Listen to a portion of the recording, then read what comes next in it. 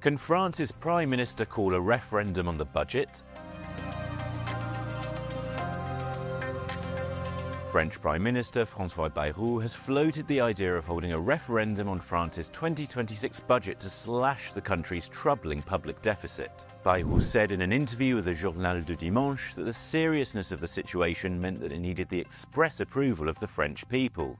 The French government is hoping to reduce its 2026 budget by 40 billion euros, mostly by curbing public spending rather than bringing in new taxes. It also hopes to bring France's public deficit to under 3% of its GDP, in accordance with European fiscal rules. But how feasible is it for Bayrou to hold a referendum on France's finances? Well, technically he can't, because Article 11 of France's constitution states that only the president can call a referendum on laws related to the economy, social policy and public services, if it's suggested by the government or both houses of parliament. Bayrou is aware of this, as he told the Journal du Dimanche, "The government proposes, the president decides." But the key issue is whether the French support the reforms, he added. A source close to President Emmanuel Macron reportedly told AFP that he can't make a decision on whether to call a referendum until a full plan is on the table. Nevertheless, Macron is scheduled to appear on TF1 on the 13th of May, with French media speculating that he might announce a referendum of some kind.